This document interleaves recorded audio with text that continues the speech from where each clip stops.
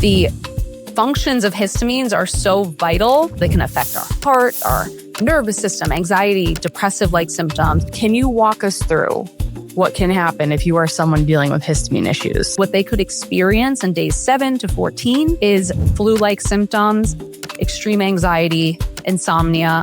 I have to be honest with you, you have to use a sledgehammer approach with histamines in the beginning, and you have to just bring them down. You have built these deep paths in your brain as a protective mechanism, and we have to make new ones now. Everyone will tell you progesterone is calming and cooling. The anxiety from the progesterone is so profound. I've never met a doctor who has warned a histamine client of this reaction. Find your pattern, find your consistency, and then look for improvements from there. Don't try to put yourself into a box, because a lot of times it just doesn't matter and it'll drive you crazy. It's just not perfect, but your pattern will be perfect.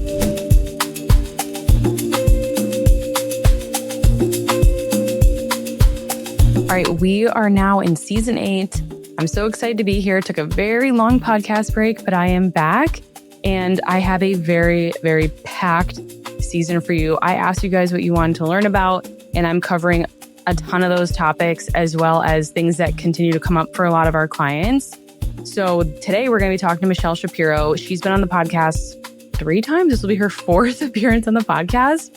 If you have not listened to her previous episodes, I highly recommend it. She is an integrative and functional registered dietitian in New York City, and she's helped thousands of clients reverse their anxiety, heal long-standing gut and immune issues, and approach their weight in a loving way. She has a virtual private practice with multiple nutritionists. They are constantly growing. I'm always amazed by her and her team, and they work one-on-one towards these goals with their clients. So she also has the Quiet the Diet podcast. If you have not listened to that, I've been on it quite a few times. It's a really great one. She has a lot of really good interviews on there. And she has her Highly Sensitive Body Hub, where I actually have some lessons on minerals in there, where she talks more about histamine, mast cell activation, POTS, hypermobility, and all the things in there. So I really hope you guys enjoy this episode and all of the things to come for this season.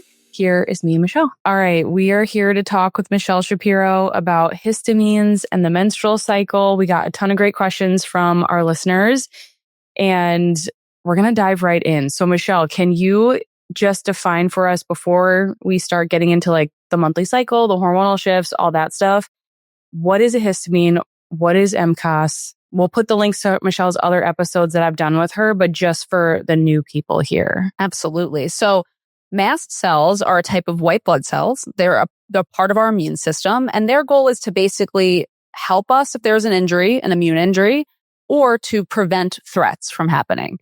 So our mast cells have sacs inside of them where they release chemical messengers, like a communication system, which is all of our immune system and our nervous system are these communication networks. There's 1,200 different type of chemical messengers that they send out. One of those is histamines. We often hear about mast cells or Mast Cell Activation Syndrome, MCAS, as I'm sure, a lot of your audience will have heard of. In the context of this scenario happening, your mast cells are perceiving an immune or nervous system threat. And so in response, they are releasing those chemical messengers repeatedly. So those mast cells keep getting activated and activated. We need our mast cells to get activated because a lot of those messengers are essential for our immune system, essential for many body functions. The problem is that when we keep releasing those messengers because of perceived threats or actual threats, the actual messengers themselves can cause symptoms. And one of those messengers that I think causes the most symptoms is histamine, which is why we talk about and think about histamine so much, and why I'm so glad this histamine conversation has exploded, honestly, because the functions of histamines are so vital, and they can affect all of our vital signs as well. So they can affect our heart, they can affect our nervous system, anxiety, depressive-like symptoms. They can affect our digestion. They can affect, again, like how dizzy we feel when we stand up. Any kind of symptom you can think of. It's not always related to histamine, but when it is, the symptoms are very vast. So they come into play very much with our hormonal system as well as our immune and nervous system. And what is Mast Cell Activation Syndrome? Just when they become dysfunctional? Yeah, so that's when, for whatever reason, our mast cells continuously activate, send out those granules, send out those messengers. And our mast cells are so integrated within our nervous system, so integrated within our connective tissue. So if there's any changes in ways of like injury, and connective tissue itself lines our blood vessels, our joints, our bones, and our organs. So if there's dysfunction in those places, it will signal for our mast cells, please send out these messengers to help us. And mast cell activation syndrome is when your body is constantly perceiving or experiencing threat and sending out those signals repeatedly. And so we wanted to do this podcast episode because when it comes to histamine issues, whether you have mast cell activation syndrome or not, or maybe you're just kind of making the connection now with like, man, I have all these random symptoms, and you're down the histamine rabbit hole, right? You're there. And then you start to make another connection of, man, I notice these at certain times in my cycle. Like, what's going on there? How is this connected to my hormones? And that's really our goal today, to talk about where this intersection happens. So I'm going to go through like the different phases of the menstrual cycle, what's happening, and then we'll talk about how those hormones can affect histamine levels, mast cells specifically, and what can kind of pop up. And then we're going to give you some tips of like how you can start working on regulating this stuff, and like what if you're in a flare, stuff like that, how you can reduce that, or even just, once you start tracking your cycle and you notice these things, at least you can be prepared to minimize symptoms. The one thing that's really important while we're having this conversation is we already know about our menstrual cycles from you, right? We've learned about our menstrual cycles. You have been educating on this for 10 years. When we're talking about mast cells and histamines in our menstrual cycle, we almost have to put on new goggles, because we know the powerful positive effects of progesterone, right? We know how important progesterone is, but how progesterone makes people who have mast cell activation syndrome feel is completely different than how it makes people who do not have mast cell activation syndrome feel. So even something like PMS or PMDD, the symptoms are completely different because our perception of these hormones are different. So for this conversation, I want people to kind of put new goggles on around these hormones too. Yes, because you can have a reaction whether you have hormone imbalances or not. It doesn't, just like with PMDD, it doesn't mean that someone has like we're going to talk about estrogen. It doesn't mean you have really high estrogen. It's just like your body's very sensitive to the rise and fall of hormones. So when it comes to when we're talking about the menstrual cycle, we're talking about an entire monthly cycle, including ovulation. And so menstruation, obviously that's going to be cycle day 1, your first day of your bleed. This is when hormones are at their lowest point. And we're going to get into some nuance of how you may not feel as great during this time too. But hormones are their lowest. You're bleeding during this time. And then once your period ends, that's when your follicular phase starts. And this is when estrogen starts to rise. And so this can be a pretty symptomatic time for a lot of people. Michelle and I were just talking before we started recording of how we're like, yeah, a lot of people are really symptomatic during this time and ovulation because of that rise in estrogen and just other things that can be happening. But basically, during that follicular phase, your brain is releasing specific hormones that are talking to your pituitary gland. That releases FSH. That stimulates our follicles and our ovaries. And follicles then release estrogen. This starts to rise. FSH goes down. And then a dominant follicle is selected for ovulation. From there, we get peak estrogen, the follicle bursts, release an egg, and then that leads to a release of eventually progesterone. Your body makes that follicle turns into the corpus luteum, that then secretes progesterone, hopefully good levels, and then you're in your luteal phase, and ideally that's close to like 12 to 14 days. So we get another peak of estrogen right during this peak of progesterone. Typically, it's like around cycle day 21. So you'll get another peak of those hormones. So it's like low hormones during menstruation. They start to go up. It's a little different for everyone, but like I would say like cycle day 6, 7 for most people. Then you get your peak of estrogen, the surge. Then you get your ovulation, corpus luteum makes progesterone. You have another bump of estrogen. And those are like the major shifts that are happening during your cycle. So typically, after your period, women often feel really good, right? You have estrogen rising. You're more sensitive to carbohydrates. So like your blood sugar is more balanced. You typically recover better from workouts. You have better energy, you feel more social. Then you move into that ovulatory times, kind of same thing. It's a good time. Like a lot of women tend to like be more resilient to stress, and your body can often handle more whether that be like mental emotional stress, physical stressors, like more exercise or more intense exercise, you often feel great. Libido's good. Even your whole face can change. Your smell can change because your body is trying to make a baby, right? And then going into that luteal phase, because you're getting another peak of those hormones again, this is often when things start to like slow down a bit. Mood can shift a little bit. You can become a little bit more fatigued, and we're a little less sensitive to insulin. So we're a little more insulin resistant during this time. Not a bad thing. It's just what's happening with our hormones that are present. And I definitely want you to talk about this, Michelle, with the MCAS piece, because obviously blood sugar plays a huge role. And so you get a little bit more fatigued. It's better to take it easier. You may not be recovering from workouts as well. If you have imbalances, you can like not feel so great during this time. And then eventually hormones drop and you get your period again. So that's what a healthy cycle looks like. Can you walk us through what can happen if you are someone dealing with histamine issues? Absolutely.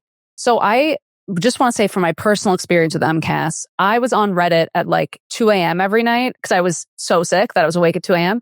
typing like, why feel weird day 7 cycle? Like, because I just was tracking it. And normally it's like, everyone's like, oh, PMS. I'm like, no, I just stopped bleeding and I'm violently ill. Like, what is happening? So the frustrating thing is you can both have the symptoms of like regular PMS symptoms and then also have histamine symptoms, which can be really hard for women because then you feel sick a lot of the cycle. But I just want everyone to know right at the beginning, there's so much we can do for all of this, which is really exciting. So as estrogen rises and starts being released, that's when people will start to notice if there's a histamine issue, symptoms. And that's because estrogen and histamine have a direct relationship. As estrogen rises, it will cause a release in histamine. As histamine is released, it will cause a rise in estrogen. So there is a circular relationship between them. And also, like you said, Amanda, it's not only that estrogen is too high, it's that if estrogen is causing the histamine release, it's that your histamines are too high. So you're not feeling the effects of the estrogen as much as you're feeling the downstream effects of what happens inside the body when estrogen is released. So, it's hard when people have this conversation of, oh, is it estrogen dominance? And it's like, it's not necessarily estrogen dominance. It's that your body is causing a side reaction on top of the hormones that's creating that. So where people who do not have histamine issues actually feel amazing during ovulation, actually feel amazing leading up to ovulation, those with histamine issues can start to notice that release, even starting, like you said, day 6 or day 7, and then leading up to day 14 where it peaks.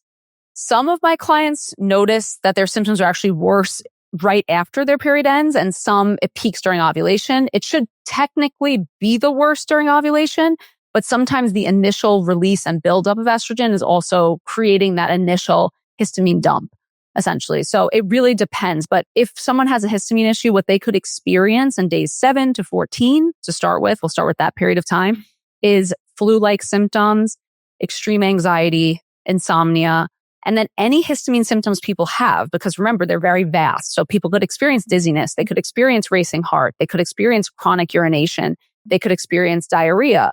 It's really, how does the histamine present for you? And for me, I'm like a nervous system presenter. So I'm like shaking, insomnia. That's how I know. I'm like, oh, wow, do I need a Pepcid? Like, this is day 7. Whoa, do I know I need to prophylactically take a Pepcid on day 7 or something? So the period tracking that you mentioned is so important, because then if you can kind of get ahead of it and do what you need to do to help block histamines or reduce the impact of estrogen, which if you are also estrogen dominant, it might be important to address that safely with a practitioner. But if you can track and identify, oh, I actually do feel worse on this first part of the cycle, it's also really funny because I think about the language around women's cycles always frustrates me, because I'm like, everyone's speaking this language that doesn't apply to my clients. I know it doesn't apply to yours, but everyone's like, oh, I feel the luteal phase is deadly. I'm like, my clients are dead during the follicular phase. Like, they always feel worse during the follicular phase. They do not feel worse during the luteal phase, because there's at least a calming down, like you said, of the hormones besides the progesterone pickup, which we'll talk about too. But if you do notice that you feel tremendously worse during your follicular phase, it would point me in the direction of starting to ask questions about histamines for sure. Yeah, and we'll talk about progesterone, because we're going to talk about bioidentical progesterone too, guys, because this is we get a lot of questions on this. And like, a lot of our clients will notice they get estrogen dumping during their follicular phase. And if they have histamine issues, it's like super exaggerated. So this is why you got to be careful with you got to find information that applies to you, especially if you're in a sensitive body. So that's like leading up to ovulation. I think a lot of women are going to connect with that and kind of highlight as that, like, they're like, that's like my time. What about during your luteal phase when you get that increase in estrogen and then also the increase in progesterone? Yeah. So there's two very symptomatic histamine periods during the cycle. Days 7 to 14, I would say. We're talking about a 28 to 30 day cycle, but it's going to vary if people have longer or shorter cycles. We're thinking in the context of a 28 to 30 day cycle. And then around days 19 to 21, so 1 week before your period starts. And that would be a full week before. So that would not be the 3 days before that we would see typically in PMS, which actually can be up to an entire week, but a full week before they get those flu-like symptoms, which gives you a week in between ovulation and that time and a week before your period, which I'm like, come on, because then people get PMS symptoms. It's really frustrating. Yeah. You got 2 good weeks. Okay. No. Yeah, exactly. This is where honestly, I find a lot of clients really benefit from like Mira devices where people can measure their hormones at home. Because when we can match up the hormones with what we're experiencing, it also helps with tracking. And then that being said, interestingly, progesterone, which we know is used in an immune response, is actually supposed to be mast cell stabilizing. So here's an interesting part of the conversation. People who have mast cell issues can also have something called POTS, postural orthostatic tachycardia syndrome. They also can have something called hypermobility or hypermobility Ehlers-Danlos and related connective tissue disorders and syndromes. So sometimes clients feel not good from a histamine perspective, and sometimes because these conditions travel together often, but different parts of the cycle will present different issues. So someone with POTS, so this is someone who feel postural orthostatic tachycardia syndrome means you make a postural change and your heart rate starts racing. Your heart starts racing. That's what tachycardia is, right? So many people with POTS also have low blood volume. They don't have enough volume in their blood. So they actually feel worse oftentimes during their actual period. So that's when you're bleeding, so you're losing blood, right? So that's that blood, even that minute blood loss can lead people to feeling dizziness, heart racing. So I notice a lot of people in the first 7 days of the cycle, if they have POTS, can feel really symptomatic as well. And blood pooling issues during that time too. So now this is the confusing part.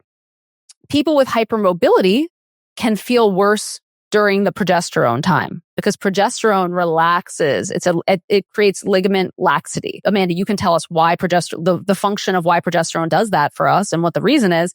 And so I notice people with hypermobility also feel worse when progesterone rises. So they actually feel worse during the luteal phase, and they can also feel dizziness, joint pain, and really they describe it as a feeling of extreme fatigue. And then I have a lot of clients who, when they have new fatigue, it creates a lot of anxiety. So I'll have clients who are like, I was really exhausted for a few days, and then I started getting really nervous about it, and then their stress hormones kick on. So I've seen that a lot too, where high progesterone and also high progesterone with the relaxing of our musculature too, smooth muscle contractions, that also can lead to like diarrhea and digestive issues for people as well.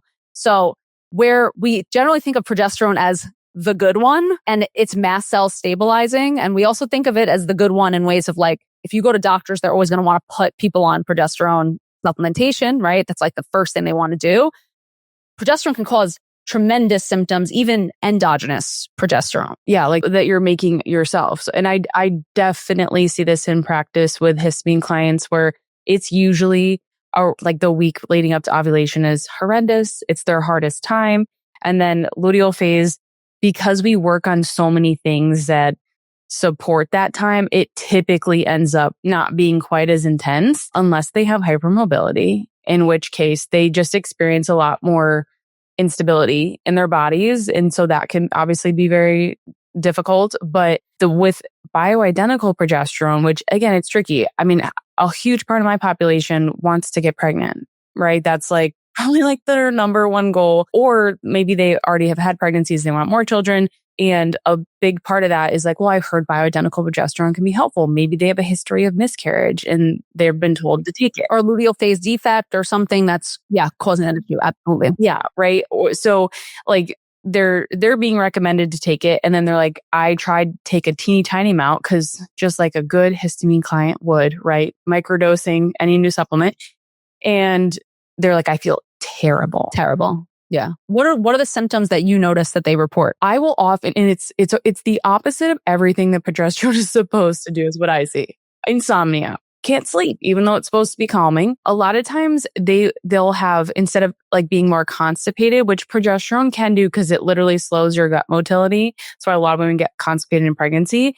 It's opposite. Loose stools, diarrhea, heartburn, which that can happen in pregnancy and stuff too. But anxiety, even though it should be calming, crazy nightmares, things like that. So I think it's related to the fatigue. I have to say, because the anxiety from the progesterone is so profound.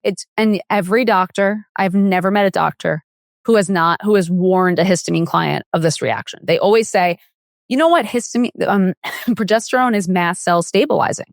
You should have absolutely no problem with this because it should make your histamines better. But if there's other things going on in the body, it's still not going to have that positive reaction. I don't really find it to be mast cell stabilizing in ways of stabilizing histamine symptoms. I've never seen it. Literally never seen it. Never seen it. Yeah, it's supposed to be. So is magnesium is supposed to be too, though. And I have some clients with, I know, it's too relaxy. These things are too relaxing. Yeah, exactly. So it's one of those things where like, if you feel like you've tried things like bioidentical progesterone and had a horrible reaction, like you're not alone. And if you have histamine or you suspect histamine issues, it's just the change in hormones, just like after your period ends and your progesterone slowly starting to rise.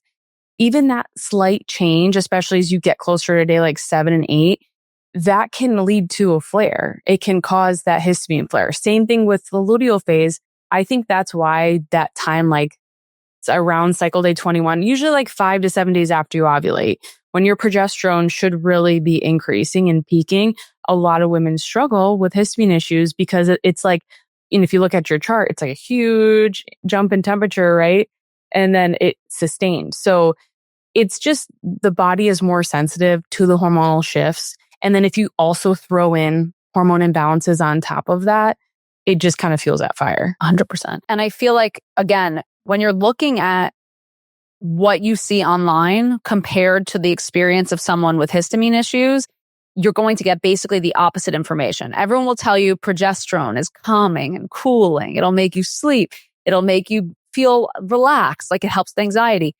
It's almost always a paradoxical reaction, whereby estrogen also it's thought to give you energy and feel like empowering and uplifting. It can feel like that zinginess that people experience. So don't ever feel alone in this. Know that this is honestly so common that, Amanda, we expect these symptoms in those who have histamine clients. There is definite patterns you can pick up on. And then once you kind of identify and track your own pattern, you can start to make those changes as well. Okay, so we've talked about tracking the cycle because I think that's kind of step one for everyone. And that can be as complex or as chill as you want, honestly. It doesn't have to be anything intense. You could track your hormones if you want to. I'm very like minimalist person, and I'm like, I wear my Oura ring. I connect it to the Natural Cycles app. I used to use a temp drop, which was also very easy. And they have a really good Read Your Body app that connects with that. But it's like, it doesn't have to be anything that is super time consuming for you. You could I have clients that just write it down in their notes app, just cycle day, write it down. And it should be that simple. Yeah. There's apps like 𝗬𝗓𝗑 too, where you just pick diarrhea, you just pick, just pick your symptoms, and that's like really easy.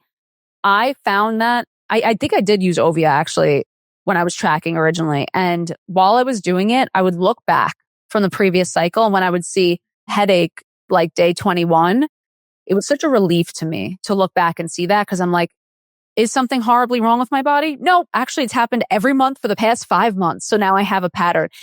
Having that pattern recognition is such freedom and empowerment, honestly. And it's such a simple task. And I'm sure, honestly, much of your audience already is tracking their cycles. But if you're really trying to get that understanding, I think the more even detailed, but again, the simplest way you can possibly track, the more value we can get from it. Natural Cycles is like that too, where it's like you just go in, choose a symptom, you can see the history. And if you're like the Oura ring takes your temperature. That's why I do it. Because I'm like, I just need the easiest way possible to prevent pregnancy right now. I have a question for you about the temperature. Do you notice that histamine clients' temperatures are more exaggerated? I noticed that during the ovulatory, like during ovulation, like I feel like when they're in a histamine flare, I'll notice more on the Oura ring exaggerated temperatures in ways of like, it'll spike a little bit higher on a higher histamine month. Yeah, for sure. And I think that's just kind of like the stress response and stuff happening in the body. And I'll also notice they just don't have as tight of charts, right? So like they have more erratic temperatures typically. You won't have perfect 14 days up, 14 days down. Yeah. Like, and like, but usually you go in and you're like, oh, well, I had like a flare that day or something. So you can like typically connect it to it. But yeah, I definitely see that. I think that might be worth mentioning also is if just, again, your audience is so primed and so knowledgeable that they're going to be like, of course we know this, but generally the temperature cycles that would be typical in a healthy cycle would be the day of menstruation, the temperature drops. It stays low until it starts to peak around day 14 during ovulation, and then it should stay elevated until the next cycle. So a lot of times clients don't even know how to, which is like completely, where do we learn this information? If you don't learn it yourself, there's no way to know that. But it's important also to know, like you're saying that, well, some people might notice a little temperature spike again when estrogen rises a little bit. It can happen. But generally, that's what we're talking about. We're talking about temperature rises and drops. Yeah, like, because you could use your basal body temperature to just track and see, okay, can I confirm ovulation? Did my temperature go up and stay high? Because progesterone increases your metabolism and that will raise your basal body temperature. So ideally you see that on the chart. And I've done many podcast episodes on fertility awareness method. I did a really good one with Nina Boyce that you guys can go back and listen to. But I just want to say, don't obsess about your temperatures. Like, it's not in the optimal range. It didn't drop the first day of my period. Don't find your pattern, find your consistency, and then look for improvements from there. Don't try to put yourself into a box because a lot of times it just doesn't matter and it'll drive you crazy. So outside of like, okay, let's track our cycles, let's make note of our symptoms so we can see patterns. What is like the next step for like, all right, how can I actually reduce these like big histamine flares that I'm seeing? And I think we could talk about like overall reduction and then also like, hey, I'm in the middle of a flare. Like, what can I do in the moment? Absolutely. And I'm putting a reminder in both of our heads to talk about insulin, by the way, too.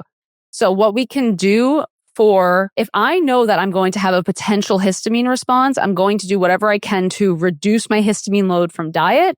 And I'm going to do whatever I can to reduce my stress. And I'm going to do whatever I can to get rid of the histamines that have already been released or block them using antihistamines. So a lot of my clients will kind of cycle antihistamines as well. So if they're using either 𝗘𝗣𝗦𝗧𝗏, H1s, or an H2 pepsid, which is an antihistamine, they would kind of cycle them during that time. So they might not actually use those antihistamines the entire cycle. They may actually only use them starting day 7 prophylactically. And I will tell you the relief that my clients have, like when we first identify what that day is, and then we can just put an antihistamine in place, or even drinking nettle leaf tea, taking a 𝗬𝗏 supplement that helps to break down histamine in the gut. Something, whatever the intervention is, even if it's taking a little extra quercetin, drinking a little ginger tea, whatever that intervention is that works for them. And that's what you have to trial on yourself because everyone reacts differently. You want to put things in place prophylactically. And that would not be a day that I would say I would encourage eating pickles or chocolate or spinach or bananas or tomatoes or vinegar or citrus.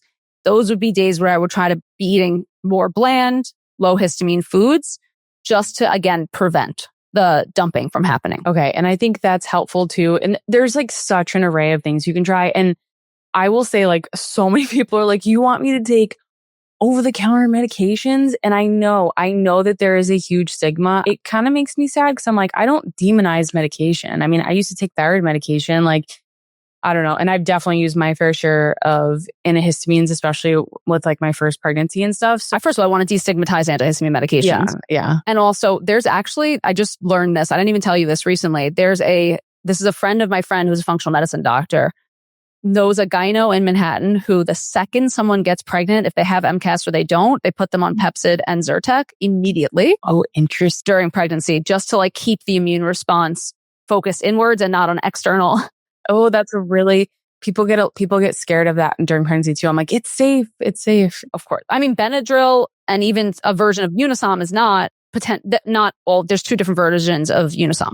One of them is safe in pregnancy, and many people use it actually for morning sickness as well. Yeah. We're going to have that pregnancy. That's a big conversation to have too. And, destigmatizing antihistamines. So when we're talking about antihistamines like H1 and H2, we're not talking about Benadryl. Benadryl is kind of in a different category, I will be honest. I do caution people about regularly using Benadryl in an emergency, especially if it's a food reaction and it's severe and like you might need hospitalization.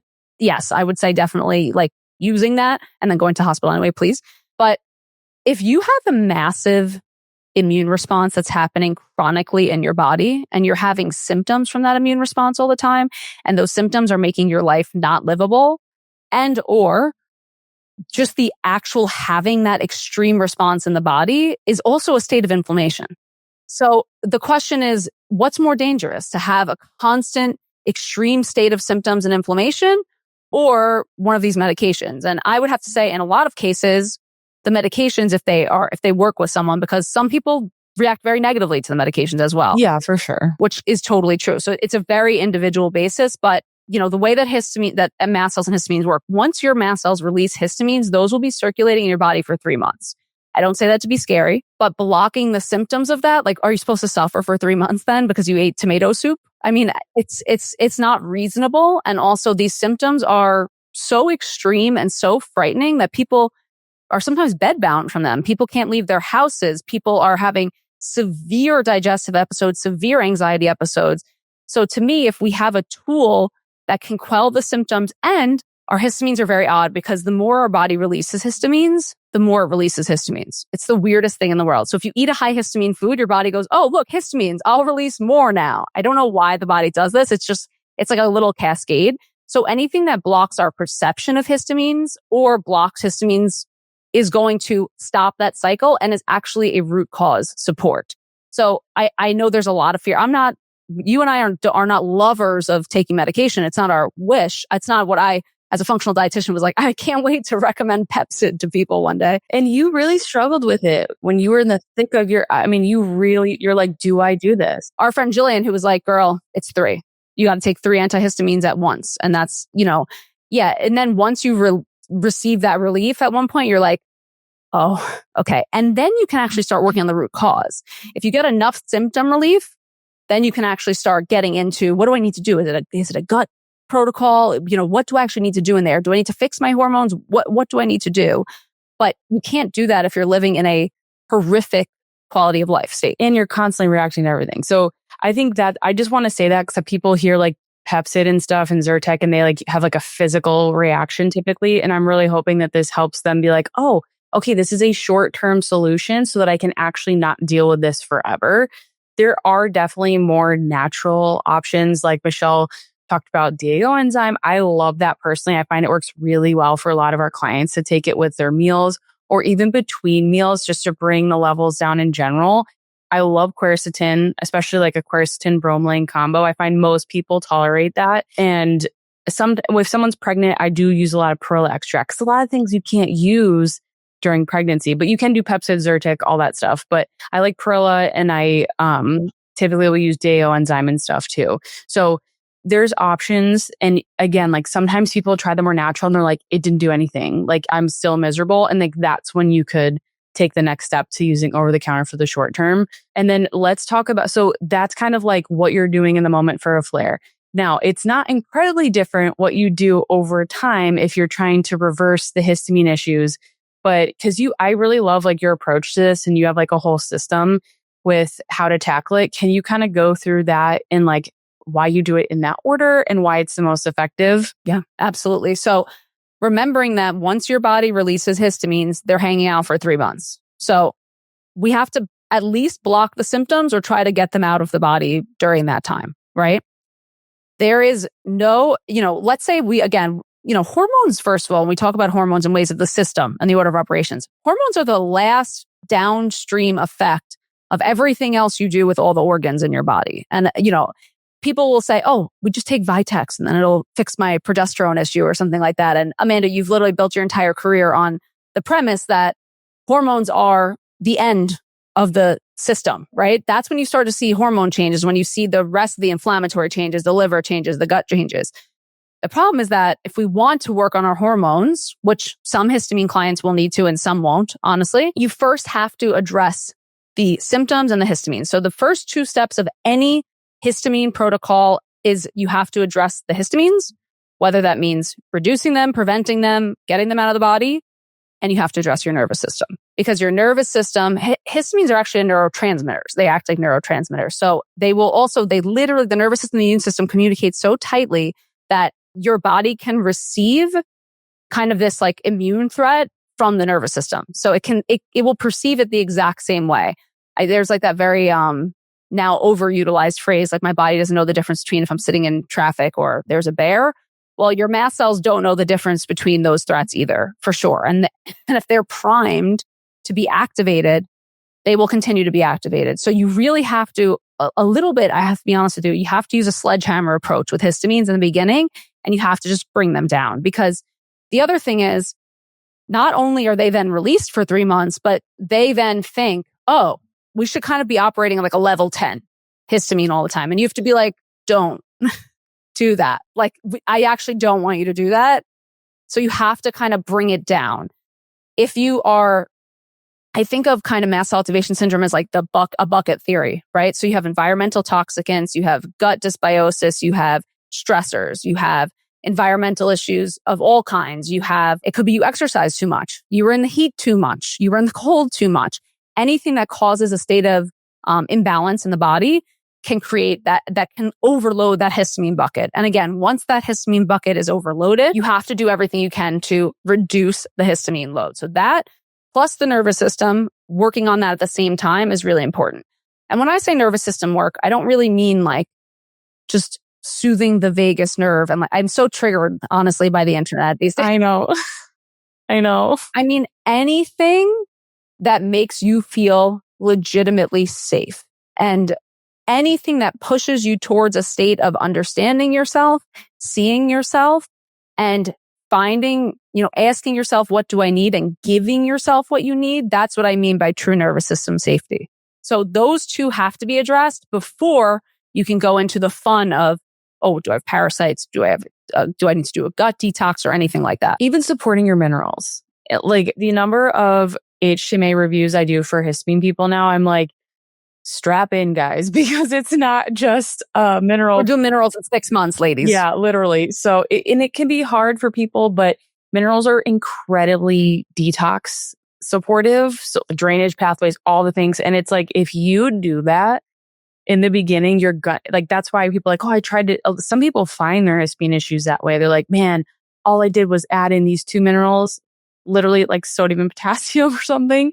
And they had a flare. And I'm like, that's typically a sign that there's probably something that's been brewing for a while that is like coming out. So I'm happy you mentioned that. I'm happy that you talked about nervous system not being something where you don't need like a 5-step routine. I also really like brain rewiring for clients with histamine issues. Oh my gosh. Limbic system programs. Yeah. Like anything like that. And even just knowing that, hey, you have built these deep, deep paths in your brain as a protective mechanism, and we have to make new ones now. And like, they have to literally tell yourself you are safe. Tell yourself what is true in that moment when you're having a flare. Like, it takes a lot of work, I'll be honest, but it doesn't take a lot of time and energy. You just have to remember when you're in those really hard moments to do it. And even just regularly each day, just like little things like that. And it doesn't feel like you're doing much. And then until one day you're like, man, I just had a flare and it was gone in 30 seconds and I'm fine and I'm moving on with my day. So I think that's kind of like something that often gets left out of like the nervous system piece. I mean, that's all part of it, but I love your approach to nervous system stuff. It's like, we don't need you to do more stuff. We need you to do things that make you genuinely feel good, that oftentimes we think aren't worth it. They're not a part of our healing, but like they really are. Yeah, especially with histamines in the nervous system. So what happens is there's again this cycle that happens. You have a really scary symptom. I mean, Amanda, we're talking about people who it's day 7 of their cycle and like their heart is pounding out of their chest and they're so dizzy when they stand up. We're not talking about like, haha, I'm a little grumpy kind of symptoms, which are not even haha. I wouldn't laugh at anyone's symptoms, but these are tremendously frightening symptoms. So our inclination is to say, oh my God, I think I'm going to die every single month. What is going on with me? I'm so frightened. And then unfortunately, your immune system hears how frightened you are and is like, something terrible is actually happening and I'm going to release more histamines, unfortunately.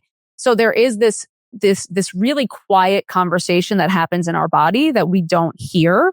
So that's where even my favorite thing about working with histamine clients is that once you understand these conditions, even if you're listening to this episode right now and you're getting this education and something clicked in your head and you said, oh my God, I always feel sick on day 10 of my cycle. I always feel bad. That in and of itself creates a safety pattern in your brain because your brain's going, oh, I know what the heck this is. This isn't me dying.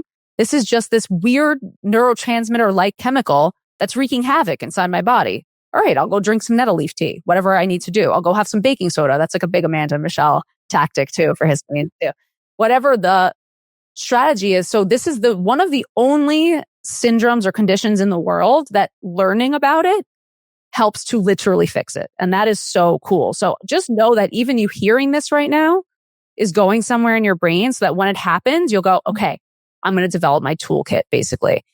And also the hardest thing I can ever ask of a client is that when you are feeling this way, to be as non-reactive as possible. I'm laughing because it's like, who would ever feel so dizzy and their heart rate's 160 when they stand up and then be like, this is cool. This is totally fine. You know what? There's times when I wasn't like that. And I think this is the most critical part of healing is also believing that we can heal.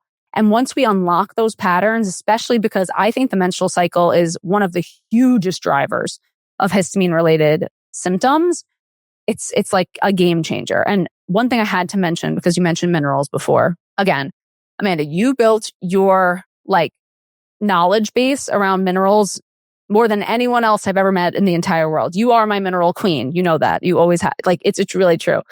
And I was thinking actually at the beginning of this episode when you said the histamine rabbit hole, and I was thinking of a rabbit hole and then me at the bottom of it, like, hi, you're at the bottom of the mineral rabbit hole.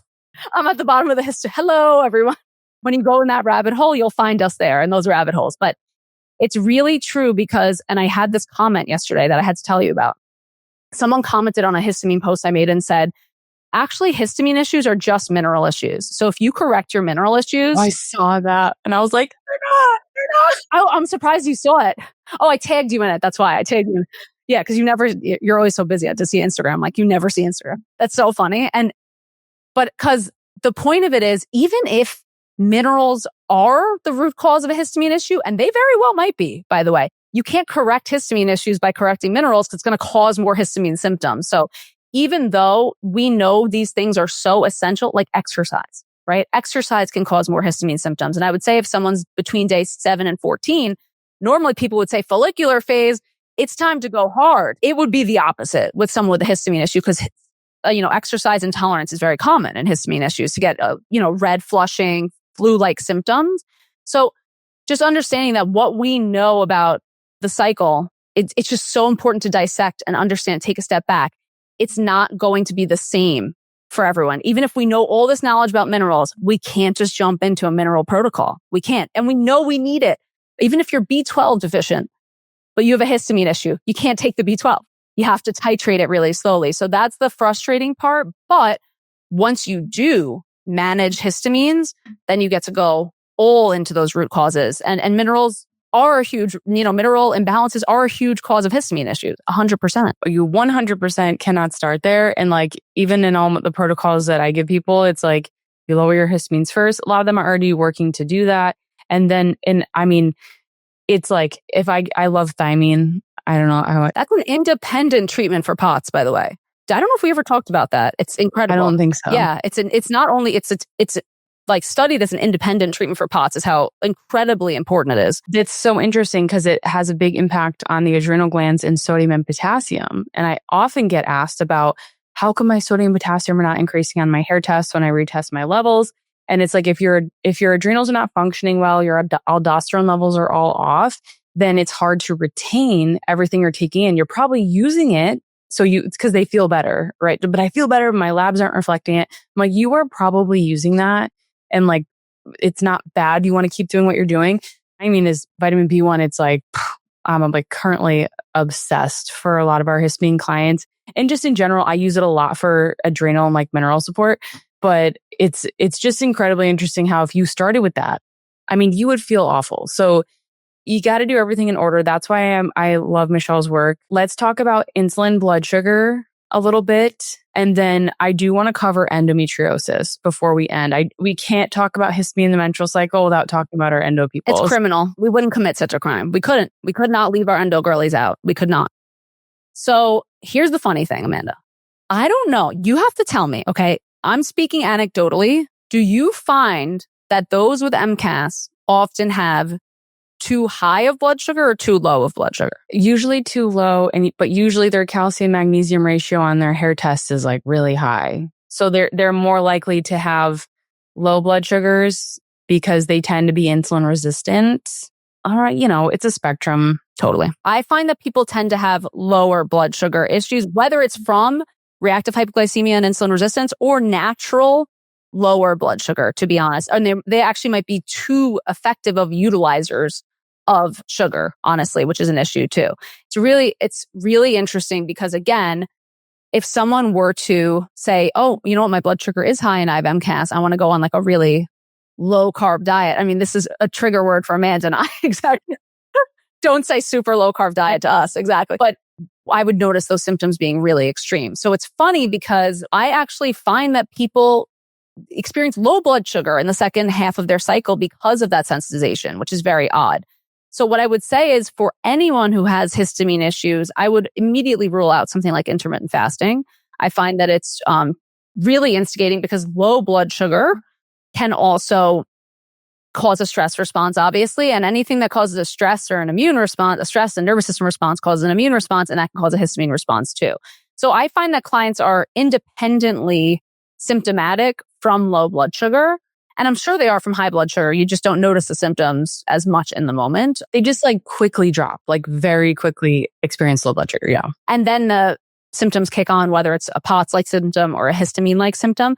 But going many hours without eating is something that I would tremendously not recommend. Yeah. Especially in the luteal phase, because like most women are a little more insulin resistant because of the higher hormone levels during that time. So I typically recommend, like during the follicular phase, you have so much more like flexibility, I guess is the best way to put it in general for anyone. But I would also say for my histamine clients as well.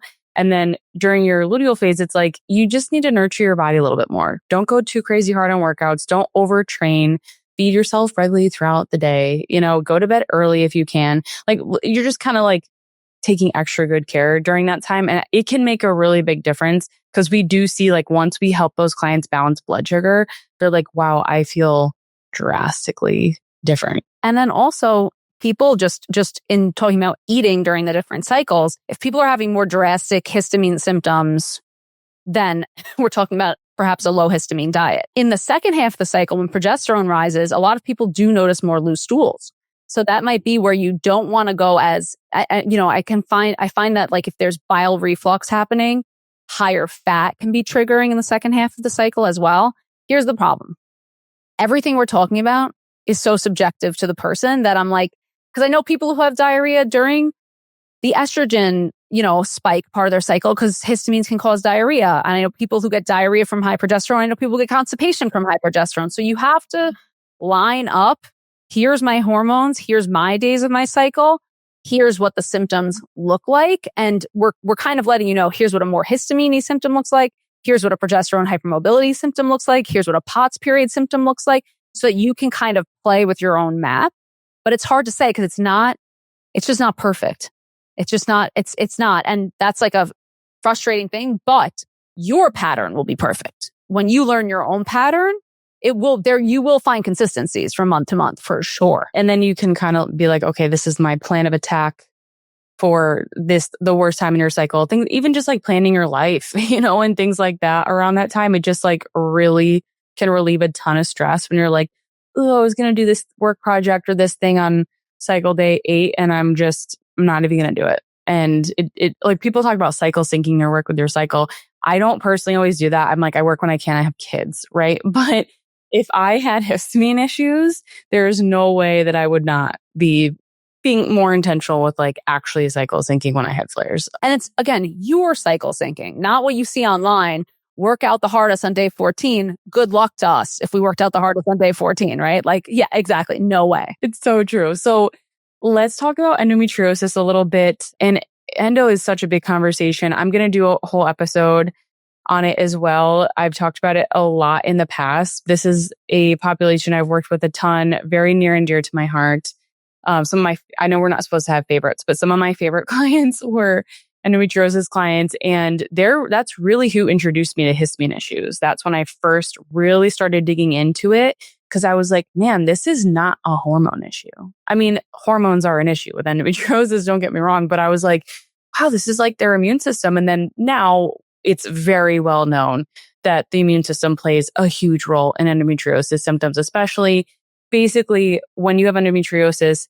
When you don't have endometriosis, your body is working properly, right? Your immune system is cleaning up cells that are in the wrong place, doing the wrong thing. Anything that could be like stray endometrial tissue could wander outside the uterus.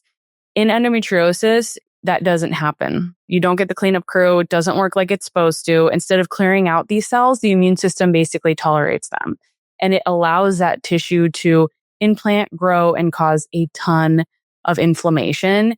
And then on top of that, the immune system actually adds to that problem even more by releasing more inflammatory chemicals like cytokines, like prostaglandins. It's like, this isn't supposed to be here. What's going on with this? Yeah. Yeah. Mm-hmm. We're just going to feed it and we're going to fuel it. And then, and it's all around those lesions. So there's a ton of inflammation just even within that tissue itself. And this creates that vicious cycle of pain, swelling, immune overreaction. And a lot of people with endo have an overreactive immune response. Like some of it doesn't work, right? Some of it does not work properly. And that's why the endometrial tissue can overgrow. And then the rest of it is in overdrive. It's high alert. It's like a 10, like Michelle said previously.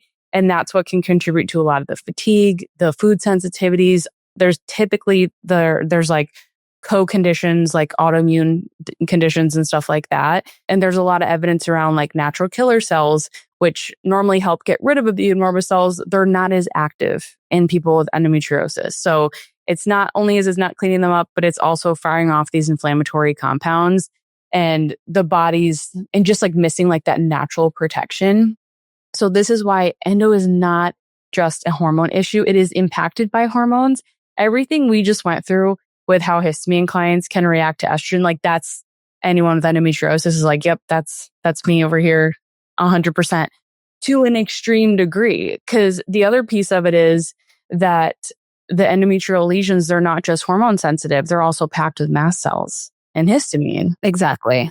They are, especially because when we're talking about any tissue lining in our body, even we're talking about muscle, okay? These things don't just sit there in our bodies. Muscle, fat, endometrial lining, connective tissue, these are communication centers for our body. You mentioned two actually very important chemical messengers. One is prostaglandins and one is cytokines.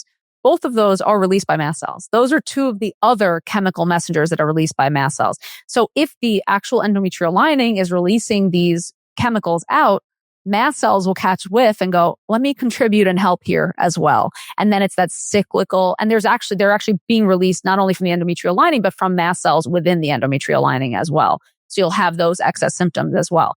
And remembering that, again, it's like we hear, first of all, prostaglandins, I think, are a major piece of this puzzle as well because of the cramping that they can cause. And a lot of like those endo symptoms, I think we can tie back to prostaglandins too. But remembering this conversation is different systems of our body communicating. And then once, again, you have the lesions already, the communication, it's like you're on a different communication line. Because then your immune system and nervous system and different parts of your immune system even are communicating with each other in a way that it believes is productive inside of your body, but becomes very symptomatic for you. So that's just really important to acknowledge also is that these pieces of our body are talking to the other pieces of our body. And the way they do that is through these chemical messengers, through hormones, through neurotransmitters. That is how our body communicates and goes back and forth. And then the emphasis on, unfortunately, once our body learns a certain way of existing, it kind of like exists that way. And it's like, okay, this is the way we're supposed to behave and this is the way we're supposed to be. So that's why I think like the endometrial like surgeries are very effective for people, or can be, but you I'm sure you have, many. I have a lot of thoughts on surgery, but I won't get into that now. And you can totally disagree. But what I've seen in clients is at least it gives a little bit of a fresh start to create a new immune environment. Although, yes, it would come back again. But if you're not doing anything else, if you don't do anything, it'll come back again, of course. Yes. And then the risk of scar tissue I feel like there's such poor informed consent there, and people end up having to get so many surgeries. It's just like, I've seen it go really well and I've seen it go really, really, really bad. And it's so interesting now with the research, like now that we know more about immune system and inflammation and how that affects endometriosis, a lot of at least in Australia, a lot of the physicians there, they really focus on like, hey, surgery is actually not going to be our first thing. And we might not even do it depending on the person. And they're really much more into like, we have to get the immune system inflammation in a better place. You have to sledgehammer it. It's the same thing. It's like you're out of 10 of this communication system existing, and we have to completely reroute the way that your body is operating and the way that your body is communicating within itself. Yeah, I think it's kind of like, and I don't know, I don't have endometriosis. I've worked with like hundreds of clients, like at a minimum, that have, and I've had a lot of friends and family members. And I just found out that someone on Ian's side of his family has it. Won't say who. And now I'm like, okay, the girls are at a higher risk. I know basically nothing about his health history. It's incredibly frustrating. So when I find things out like this, I'm like, oh, that's important for me to know. I'd love to know that piece of information. Yes. That would be helpful. Yeah. Also knowing that you have sickle cell trait, probably also helpful, but that's okay. Yes, please inform. Thank you. So it's like, you need to get Jewish family members, Amanda, because we talk about every single time we go to the bathroom, we talk about it. This is what we need. We need Jewish family members for you. It would really make my piecing together, not that your DNA is everything. Epigenetics matter, but it's like, that is helpful, especially we have daughters. Obviously, it's good to know. But it's like, I have done so much research and thought about this so much because I've seen it affect women differently. And you can have endometriosis and not necessarily have like an MCAS diagnosis. And it's not always like, 100%, but you're typically, it's not 1 + 1 equal, like it's not A + B = C. Like it's not that but perfect. You are typically going to have histamine symptoms because a lot of them like, oh, digestive issues. I'm like, yes, from like typically a histamine response. They don't make enough digestive juices. They end up getting SIBO, lots of gut overgrowth, more inflammation, all the things. I think the biggest difference is that a lot of women with endo are progesterone resistant because of all the inflammation, and they don't always react as poorly to it. I will say, a lot of them do. I have seen a lot of women with endo not handle bioidentical progesterone well. Some of them, I've never seen someone with MCAS handle it well. If someone's in menopause and they have to take it, we find the way. But I will also, something that we didn't mention that I think is so important is that progesterone, because it's utilized in an immune response, that's why people can appear deficient in progesterone as well. So the inclination is to give them progesterone, but it doesn't mean that you won't be symptomatic. So I have seen a lot of MCAS clients have infertility issues only because of the luteal phase defect and not producing enough progesterone. But MCAS is not distinctly correlated or causative with infertility, by the way. So it's not some in a good way. I don't want people to feel like, oh yeah, we've had so many clients conceive and stuff and not have issues. But it's like, they're like, I just don't want to feel like death my whole pregnancy. So that's usually that they're trying to work on, like 100%. And also if you control the immune response, your body doesn't need to shunt progesterone into the immune response as much. That's the critical piece. So that's where like you're saying, I don't want to use antihistamines, but if they can lower the overall immune load in any capacity, then your progesterone may naturally rise. I actually had a client, I'm obsessed with this, happen recently, that she wasn't really experiencing infertility in the ways of, she wasn't consistently tracking or trying, but it had been 4 years since her daughter was born, and they never used protection or anything. So she like suspected maybe, but she wasn't so clear on if there was an infertility picture or if she just wasn't timing things properly or anything like that. And then she ended up going on 𝗘𝗣𝗜𝗏, which is a mast cell stabilizing drug. And she got pregnant like within a month. And then her progesterone that cycle also, we realized, came up a lot. And we realized it's probably because your body wasn't shunting progesterone into the immune response. So it's like, you don't have to directly take progesterone in order for progesterone to rise. And I think that's like where a lot of confusion is, and just like fear. And a lot of physicians don't know this information unless they're like really deep into working with clients and they have a more holistic, functional mindset. But people like don't realize, I'm like, yeah, progesterone just goes where it's needed, right? It's anti-inflammatory and it goes where the body needs it, which is often the gut and immune system. And so that's why people be like, I'm taking progesterone, my levels aren't going up. I'm like, you're probably using it somewhere else, which is why I never use that until like the end. It's kind of like a last resort or a cautionary thing during pregnancy, like the first trimester for someone. But women with endo, I would say like same thing. Track your cycle, see when your flares are. It's probably going to line up with exactly what Michelle went through previously.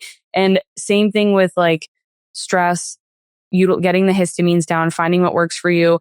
I have seen amazing things with using antihistamines with endometriosis clients.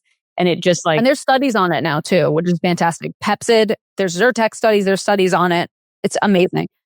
I have to tell you, this is like my biggest confession and something that I am sleepless about. I had an endo client like 5 or 6 years ago, and it was before I knew the histamine mast cell link clearly. And I just think about her all the time. And sometimes she was a client of the practice, and I like asked the practitioner who was working with her, I'm like, can you just email her one more time and tell her like we'll offer her a session or something to come back? Because I'm just like, now we know so much clearer that I've never now seen an endo client without MCAS before.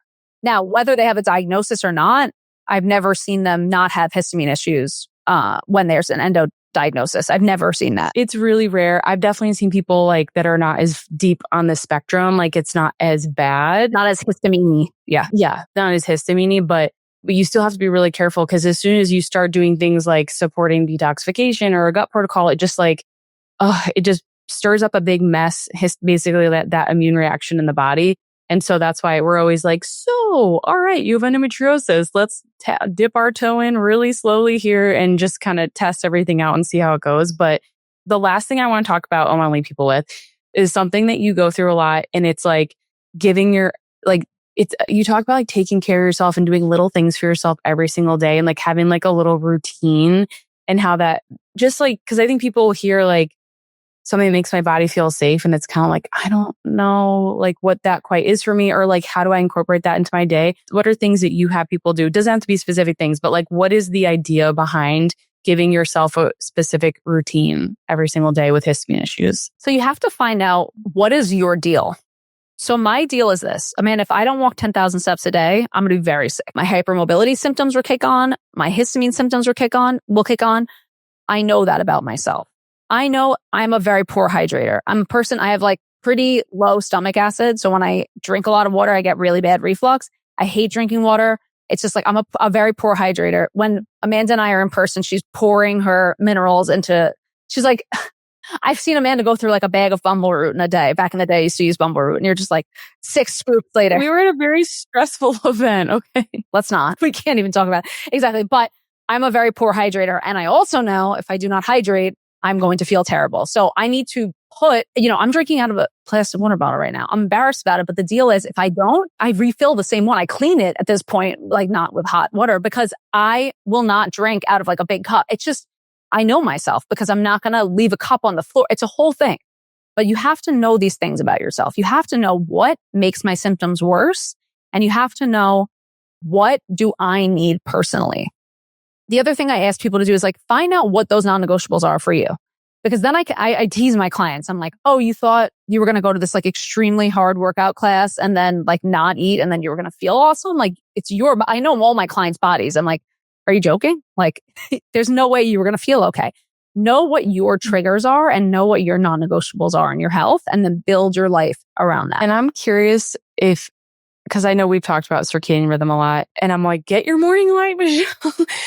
Has that made a difference for you? Do you notice it with your clients when it comes to like getting morning light, blocking blue light? Because that is one thing when we do circadian stuff with our clients, they're like, oh man, it actually works. 100,000,000%. And also with clients who have POTS, you can't lay for so long. So in the morning, if they can do a 5-minute walk while in the sun and connect that, there's also just the heat of the sun that goes into the heat of the gut. There's just, besides it going into our eyes and that connecting with the rest of our body in this amazing way, there is something so profound about that morning movement being outside and that connection with the sun, 100,000,000%, even if it's 5 minutes, basically, because when you've been laying all day, your blood flow is very poor.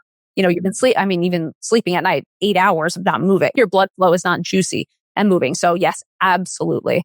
And then I would just say, the most important thing for nervous system safety is knowing yourself, being as weird as you possibly can, and just constantly asking yourself, what do I need? And then giving yourself whatever you need without judgment. Like, I'm a person, I can't go out to dinner at like 8 p.m. I'm a New Yorker, and obviously New Yorkers go out to dinner at like 9:30 p.m. And I'm like, you can order me a ginger tea. I will have 2 sips and then I'm going to go home. My friends will joke because I will literally show up and they will be like a hot cup of water. And they're like, thank you for even gracing us with your time. I'm like, you're literally welcome because it's 8 p.m. And if it wasn't your birthday, I would never be here. But know these things about yourself. Know what makes you feel bad. Know what makes you feel good. And then be unapologetic in that. And I would also just say, from a nervous system perspective, once we learn all these things, set boundaries with the people that you love. The sickest people in the world are the biggest people pleasers. You know, I actually learn a lot from you in that way, Amanda, because you're really good at being boundaried. And even though, I mean, not with like your daughter or husband, but like in life, not in the slightest bit, you give all of your heart.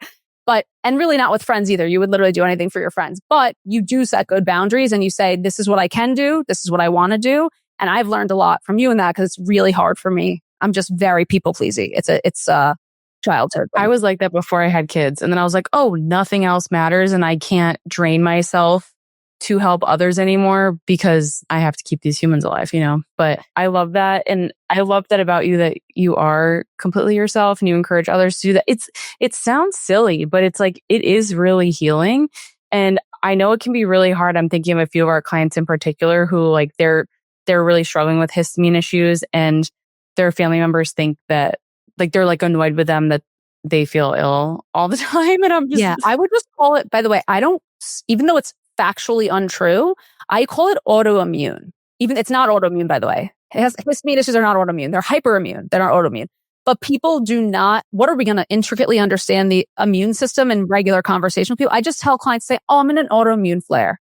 I have an autoimmune condition. I'm in an autoimmune flare. Autoimmune seems to be more recognized for some reason and acceptable. So I would just say I'm in an autoimmune flare and that's why. And I know people are really embarrassed about histamine issues. I don't like making any medical diagnosis a personality.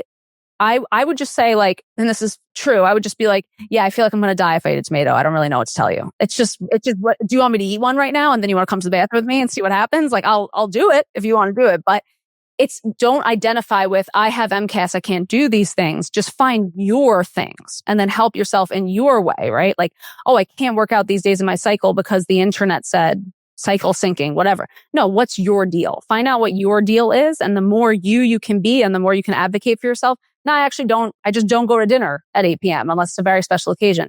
And lean into that and be bold and weird and be as, rock and roll as possible. That's how I live my life. And if you made it to the end, I love you. Thanks for being here. And Michelle and I are actually doing a hormone and histamine webinar that I'm so excited for. It's so needed, where we are going to get into all the details. We'll get even more into endometriosis. I want to talk about PCOS too in that because there's a lot going on with PCOS and histamine. And I think we're even doing pregnancy in that, by the way, too. Pregnancy is probably the biggest thing that we're going to cover, and postpartum. So I'm giving a spoiler, Amanda, that my last just histamine essentials webinar was 3 hours. So you guys, you got to save some time for us because it's going to be brutal. We're really going to do it. We're going to lay it all on the field. Yeah. And it'll be something where it's not just us, like, just kind of like today where we go into like solutions and stuff, but it'll get super specific. We'll probably have a guide. And I'm like very visual. I need a handout, you know me. So I always make them. Handout was about 160 pages or something for the last one. So we'll have a handout where people can actually take notes at the same time too. Yes. So that's like the goal is like for people that are struggling with this type of thing, or practitioners, that I get so many questions from practitioners that want to learn more about this stuff. So we are going to put the link for that in the show notes. You guys can sign up. It's going to be incredibly fun. It's going to be on September 28th and it's going to be live, but we're going to send out the replay. So, if you can't stay the whole time, don't worry about it, but it's going to be incredible and I cannot wait. You guys can't give us 4 hours of your life. I'm kidding. Watch the replay. It's totally fine. Exactly. Yeah, exactly. And if you guys are new to Michelle and you're not already following her, where's the best place for them to connect with you? Yeah, it's just my Instagram, Michelle Shapiro RD. And then on my website, I have some other information, other podcast information as well. But really easy. And then we'll have these webinars where we will really get to know each other, and we'll have a way people can submit questions in advance as well. Yeah. So that's why they end up being so long. It's because we go deep into the questions, but I cannot wait. I hope to see you. It's going to be the best afternoon of our lives. Yeah. Yeah. Afternoon. Cause that was my boundary, right? I'm like, I have kids. I can't do it at night. Exactly. And I honor it and love it. Awesome. Thank you so much for being here, Michelle. Love you. And thank you for sharing your knowledge with us. Thank you, babe. Thank you for tuning into the Hormone Healing RD podcast. If you found this episode with Michelle helpful, the best way to support the show is by leaving us a review. It helps more women discover this message and feel empowered on their healing journey. And if you want to go deeper and stay in the loop with everything I'm sharing, make sure you're subscribed to my Feminine Periodical newsletter. It's a free weekly newsletter that I put out every Sunday at 6 p.m. Eastern time, where you get exclusive tips, tons of tools, behind the scenes insights to support your hormones, minerals, and overall health. You can find the link in the show notes. I'm so glad you're here and cannot wait to connect with you again next week.